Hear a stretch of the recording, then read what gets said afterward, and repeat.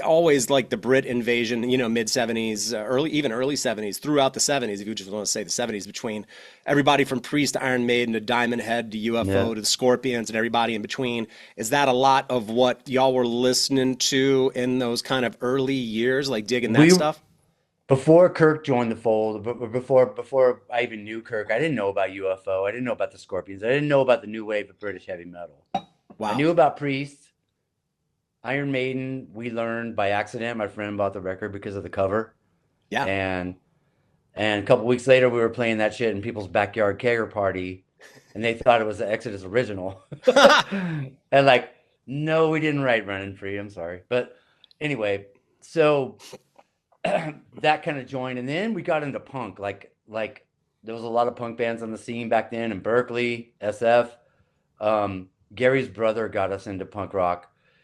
We would sit in his room and listen to Cro-Mags and Exploited and Discharge and Pistols and like Buzzcocks and like again those sponges were just like soaking it all in. And then I think that's kind of like how thrash became what it is. It's kind of a cross between new wave of British heavy metal, um, classic rock, and punk. Right, right. By the way, rest in peace, Paul Diano recently I passed, since we're know talking about the early Iron Maiden records, right? he's totally on my mind today. Like I was on a long drive yesterday. I listened to the first record, and the rock and stuff is great, but it was kind of like the deep track stuff. Strange World, Remember Tomorrow, that kind of stuff. Like you know, showcased what he was capable of. He was a great singer, man. Oh yeah, absolutely, Yeah. man. I mean, you mentioned that like the sort of hybrid of punk rock, maybe the attitude of punk rock with like the Brit wave, like up tempo stuff and guitar tones. It maybe sort of led its way to thrash. When do you recall anyone who was playing like skank beats or like thrash beats or whatever kind of beats you would put in that beats that you play all the time? Like, do you recall someone who was playing that early on? Early versions of some of the beats that I play now, I definitely lifted from Tommy Aldridge. Yeah, I definitely lifted a ton from Clive Burr. right. Um, I miss him too quite a bit. Hmm. Um, you know, Bonham and a lot of funk drummers. I listen to a lot of soul music, Ohio Players, um, early Sly Stone, Ike and Tina, like that old music Of is like course. full of drumming and full of things that I lifted and definitely put into thrash music, Exodus music. So Yeah, I man. think some of the double bass I ever heard was, Aldridge on what's the instrumental they did? Dun, dun, dun, dun, dun, dun, dun, Hammerhead Oh, okay. and Filthy from Motorhead. Bill Ward was doing double bass back then. Bill Ward, Keith Moon, Cozy, Powell, it was in Cozy's the there. man. It was it just wasn't it wasn't like mic'd up and people weren't doing like hyper speed stuff back then. But I lifted definitely lifted from everybody pretty much. What was your first drum kit? First drum kit, $15. I bought it from a friend down the street, Larry Salucci, and it was an 18-inch kick drum and a 12-inch tom, a hi-hat, and a snare. Jazz Dimensions without the 14-inch floor tom, basically. Yeah, and without the ride cymbal, and I just kind of built from around that. The second one I had was Rogers, and I used that. Or no, I had a Ludwig after that. Kind of put that together with the old 18-inch kick drum. A lot of spray paint, a lot of Krylon, Hmm. a lot of mask the outside, paint the inside like sparkly white, and then the outside black. You know. Oh man, I always love hearing about people's first kits. That's definitely an oddball one for sure. But then again, for 15 bucks in whatever year that was, still by today's standards, pretty inexpensive, I feel like. I wrapped the snare drum in blue velvet one time, like took the lugs off, wrapped it, put them back on. Then I did red velvet. It Right. was the 70s, so like, you know, funk and, that kind of music was inspiring. Yeah, with red or blue velvet, I feel like you could be playing with Ike and Tina or like even like Earth, Wind and Fire or any of those 70s funk bands like Velvet Snare Drum. Get out of here. I'm sure the drum shell didn't breathe very well like when I did that, but They must not that's okay. have. Yeah.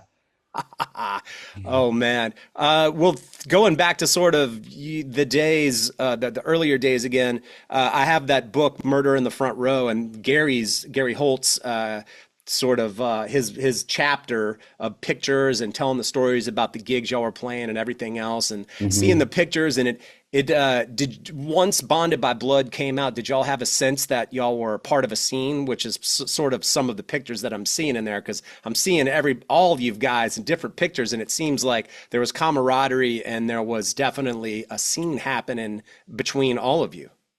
Yeah, there totally was, dude. And Metallica moved to the Bay Area back then, and they found Cliff Burton as a bass player, and we were playing clubs. We were playing. There was such a good club scene back then with the Mabuhay Gardens, and we call it the Mab, the Stone in San Francisco. Omni, Ruthie's Inn, of course, Yeah. and yeah, and Keystone Berkeley. It was so fun, dude, and it was so fun to be a part of that and be a kid and like everybody sharing and some new record that they got or some new wave of British heavy metal thing they heard or Hmm. college radio, you know, helped Right. helped us immensely back then. We spent the night on some of those DJs' floors in the early days when I was driving a van around.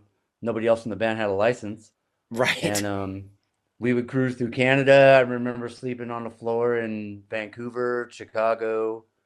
Um, yeah, but it was fun.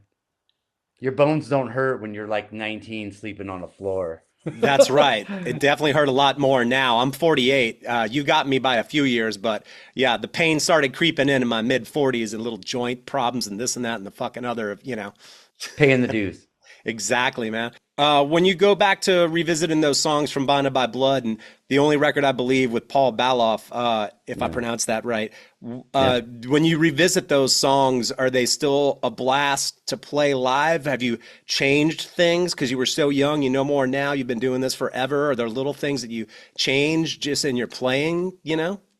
For me, I think, when we tour now and I see young kids like singing the words to those songs, I'm like, you know, it dawns on me like, wow, they were, their father was a little kid when that came out. And I'm like, it's pretty inspiring. That makes me feel good. That said, there's a lot more of the catalog I would like to visit, Yeah. but we kind of like we're coming up on the 40th anniversary of that record, so Wow. I'm sure we'll be visiting all of it. Quite frankly, we're lucky to for it to still be relevant and us be out there playing it for people. 100%. We've made 11 records now, like just being part of that is like, holy shit, we're in a band that made 11 albums. Unbelievable. Yeah, it's quite a journey.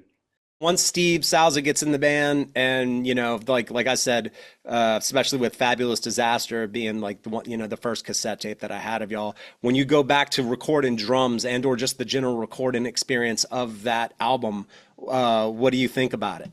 Fabulous. Oh, I remember all of it. We were super prepared. We practiced for a month straight. We rented a place from some friends of ours that had a band, the Freaky. I think they were the Freaky Executives. They some really good Bay Area players. We were practicing right across the street from Berkeley Farms, um, place where a dairy where they made milk and other dairy products in South Berkeley. And we showed up every day. We treated it like a job. We were there every day, put in a good like 5 or 6 hours just jamming, writing. I remember the you know when Toxic Waltz was first being written. It was such a fun time, like because we did not go in very prepared for Pleasures, Right. so we were kind of like we had the music, but we were kind of unrehearsed. This one we treated it better. We didn't Yeah. want to repeat the recording experience of Pleasures of the Flesh, so we practiced hard, and the recording seemed like it went fast and easy on that one. Yeah, yeah, yeah, man. When again going kind of back to Gary Holt, you said he's kind of one of the more natural musicians that you've known. It's interesting looking at the production or producer credits, engineering, et cetera, credits of the records, and Gary's seems like he's been involved in a lot of that. Did he come from a studio background, or did he just take notes while he was in the band and start becoming sort of in a producer role, essentially? Um, well, I mean, we all learn more about recording, and you know, my job is more to get the tone of the drums and hit them right and get the performances down. Gary's, he writes a lot of lyrics too, so he spends a lot of time behind the desk and like learns what effects work best on the vocals. You know, we all go in like knowing what we want our instruments to sound like. You know, we've spent a lot of time like with our instruments, just like he knows what amps he wants to use, you know, and he knows what he wants a vocal phrase to sound like, or what kind of effect would sound good on, something he wrote. Yeah, It's a fun process. Recording's great. It's I awesome. agree. Yeah. Absolutely. Come like 1990, Impact is Imminent comes out, Force a Habit. I interviewed John Tempesta some time ago. I don't fully know the story as to why you were out of the band for those couple of records. I know John again entered the picture, and then you come back, and of course grunge has happened. So the world has changed in a lot of ways. But why was it that you stepped away for those two records in particular? I had to step away. I just was feeling like physically ill from it all. Just like quite a bit of touring and traveling, and some kind of homing device kicked in where I was like, I just felt terrible, and I was pretty, anxiety ridden from all that. So I stepped away, and I'm glad I did. Looking back now, it felt good to take both breaks, because I left Right. the band again in 2005 and rejoined them in 2006 and a half, and no regrets. Yeah. Yeah. Was it strange watching from the sidelines, so to speak, when the grunge movement came in around that time? And did you at all have a sense like metal might not come back to, No, I whatever? was into it. I mean, I loved the all the whole Alice in Chains catalog, and you know the Soundgarden, the early stuff. All of their stuff is amazing. Not so much a Pearl Jam fan, big Dave Grohl fan, Of course. and from way back, when he first joined Nirvana, he kind of kicked that band in the ass. The first drummer was great, but that music was great. I even liked the Black Crowes like during that era. Right. First albums were fantastic. I like music. I wasn't too worried about metal because you can always go to Europe. They uh they still value the fanny pack there. Absolutely, dude. That's funny, man. You mentioned sort of the second break for Shovelheaded Killing Machine when that came out. Paul Bostaph's on drums. Was that around your cancer diagnosis, or do I have that timeline right? No, I just left again. Okay. Yeah, I just needed to get away from it for a minute. Like my break wasn't very long that time.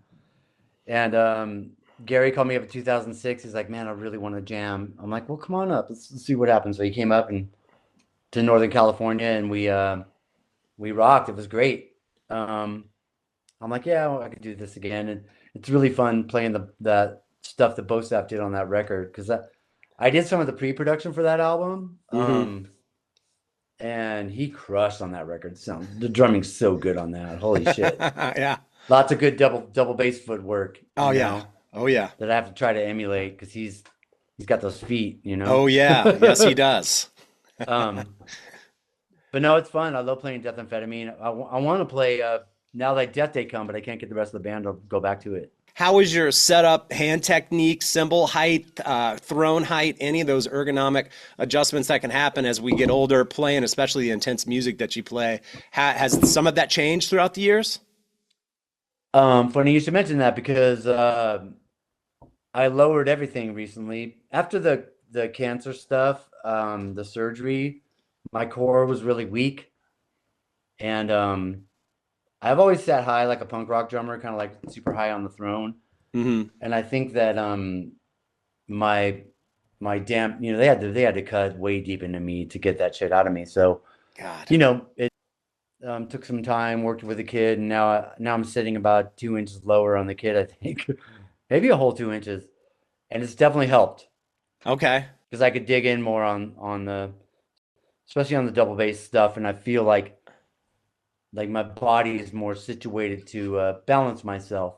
I felt topsy turvy before, like I was, just not when all four limbs were going. Your core is what kind of like holds you centered. Right. and I was very uncentered, if that's a word. Sure. Yeah. So Damn, I've man. just been trying to reacquire that, and it's okay, man. Could be worse. For sure.